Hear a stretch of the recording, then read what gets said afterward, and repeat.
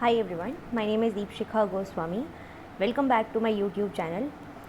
Short series 2.0 का ये 10th part है. अगर अभी तक आप लोगों ने 9 जो पार्ट्स हैं इसके वो नहीं देखे हैं, प्लीज़ गो एंड सी, इसको जाकर देखो ज़रूर से. 1, 2 या 3 बार कम से कम रिवीजन करना है आपको इनका मिनिमम अभी के टाइम पे, और एग्ज़ाम टाइम पे तो डेफिनेटली आपको रिवीजन करना ही है minimum 4 to 5 times every video.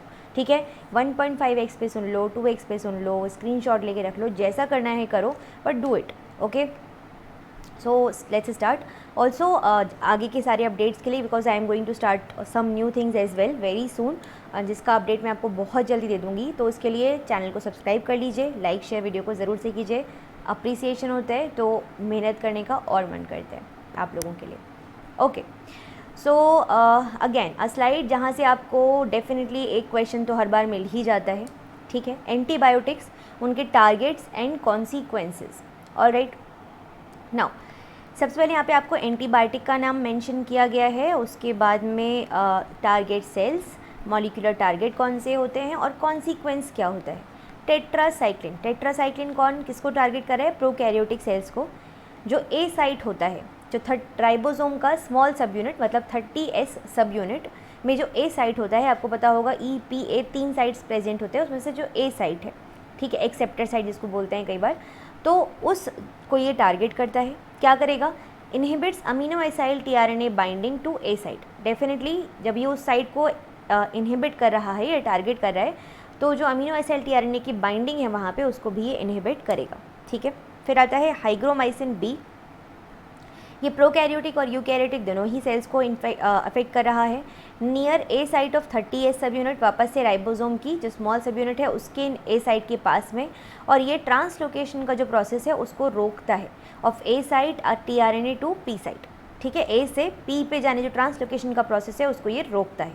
फिर आता है पैरोमाइसिन. पैरोमाइसिन अगर आप देखोगे, ओके, सो पैरोमाइसिन अगर आप यहाँ पे देखोगे तो क्या दिखाई देगा आपको कि ये प्रोकैरियोटिक सेल्स को वापस से अफेक्ट कर रहा है, वापस से ए साइट के पास में इफेक्ट कर रहा है, ये adjacent to A site, codon anticodon interaction site in 30S सब यूनिट. ठीक है, ये क्या करता है? ये जो ट्रांसलेशन में गलती होने के चांस है उसको ये बढ़ा दे रहा है. तो increase error rate during translation by decreasing selectivity of codon anticodon pairing.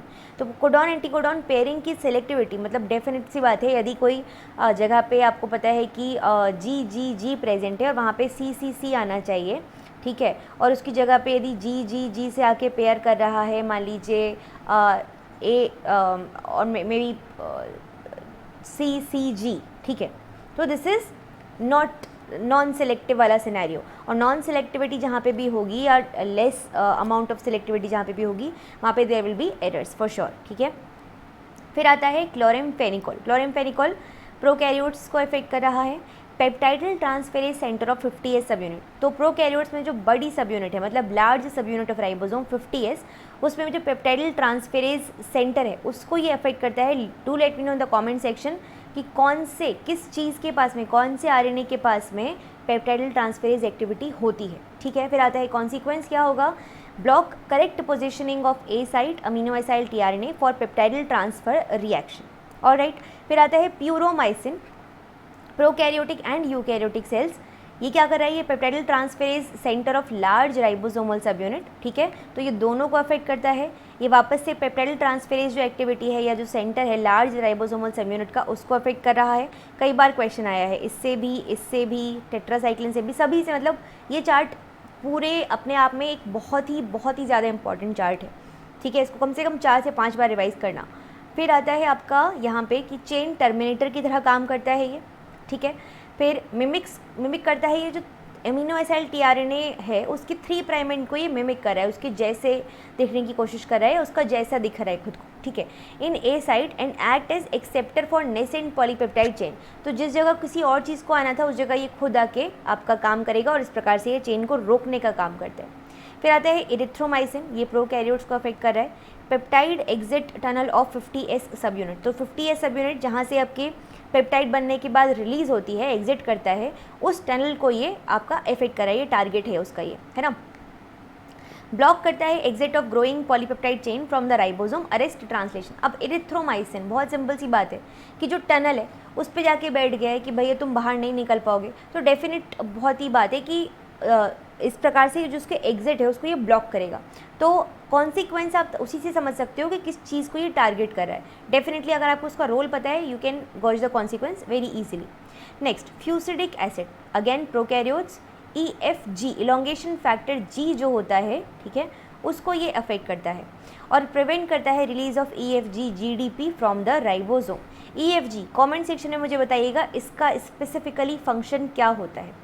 फिर आता है thiostrepton, thiostrepton prokaryotes, factor binding centre of 50S sub unit, वापस से interfere with the association of initiation factor 2 and elongation factor G with factor binding centre, ठीक है। फिर आता है किरोमाइसिन, किरोमाइसिन क्या कर रहा है, EFTU इलोंगेशन फैक्टर TU जो होता है उसको अफेक्ट करता है और इस प्रकार से जो GTP की हाइड्रोलिसिस के कारण जो कॉन्फॉर्मेशनल चेंजेस हो रहे हैं उनको ये होने नहीं देगा और इस प्रकार से जो EFTU का रिलीज़ है उसके बाद में उस प्रोसेस को भी ये रोक लेगा, ठीक है। तो दोनों ही चीज़ों को ये रोक लेता है, कन्फर्मेशन चेंज को और रिलीज़ को। फिर आता है ricin and alpha sarcin, protein toxins है ये प्रोकैरियोट्स यूकैरियोट्स दोनों को ही अफेक्ट करते हैं।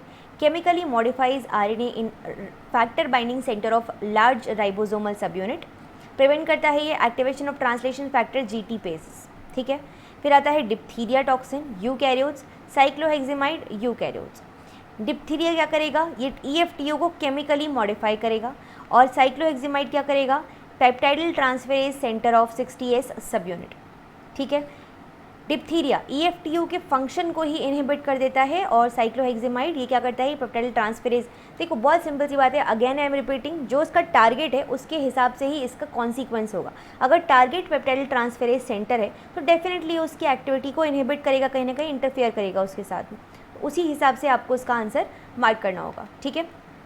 तो इस चार्ट को कम से कम मिनिमम 3 to 4 टाइम्स देखिए, आई एम श्योर आपको मदद मिलेगी, हेल्प मिलेगी।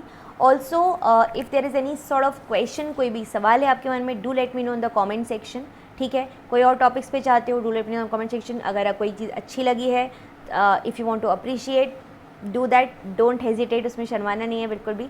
लाइक शेयर ज़रूर से करना है, सब्सक्राइब करना है फॉर रेगुलर अपडेट्स। टेलीग्राम का ग्रुप ID आप देख सकते हो @DGoswami6, @bio_DGArmy, Insta ID Deepshikha Goswami 6, follow कर लीजिएगा for all the awesome updates. Take care everyone, will see you in the next session. तब तक के लिए खूब मेहनत से पढ़ाई करो, अपने पापा मम्मी का नाम रोशन करो। Bye bye.